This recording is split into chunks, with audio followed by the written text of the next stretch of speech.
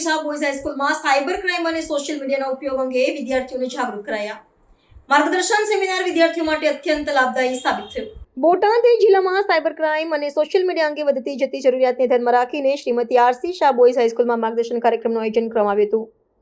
બોટાદ જિલ્લા પોલીસ અધિક્ષક શ્રી ધર્મેન્દ્ર શર્મા તથા જિલ્લા મહિલા અને બાળ અધિકારી શ્રી આઈ મંસૂરીના માર્ગદર્શન હેઠળ યોજાયેલા કાર્યક્રમમાં વિદ્યાર્થીઓને ડિજિટલ દુનિયામાં સલામત રહેવા માટે અગત્યની બાબતો અંગે માહિતગાર કરવામાં આવ્યા હતા.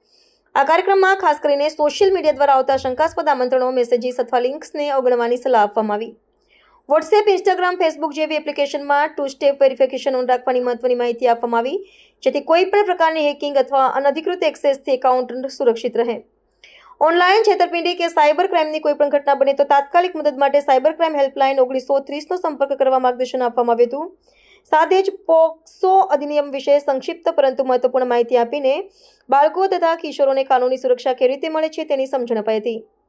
કાર્યક્રમ દરમિયાન police station, base support centre 181 Abhayam મહિલા હેલ્પલાઇન, 1098 બાળકો માટેની હેલ્પલાઇન જેવી સેવાઓની ભૂમિકા વિશે પણ વિગતવાર માહિતી વિદ્યાર્થીઓને આપવામાં આવી હતી. જિલ્લા મહિલા અને બાળ અધિકારી કચેરી દ્વારા ચલાવવામાં આવતી યોજનાઓ જેમ કે વાલી દીકરી યોજના, વિધવા સહાય યોજના, ગંગા સ્વરૂપા પુનર્લગ્ન યોજના અને સ્વાવલંબન યોજનાઓ અંગે પણ માહિતી આપવામાં આવી હતી. આ માર્ગદર્શન કાર્યક્રમને શાળાના પ્રિન્સિપાલ તેમજ શિક્ષક મંડળનો ઉત્સાહભર્યો સહકાર મળ્યો હતો.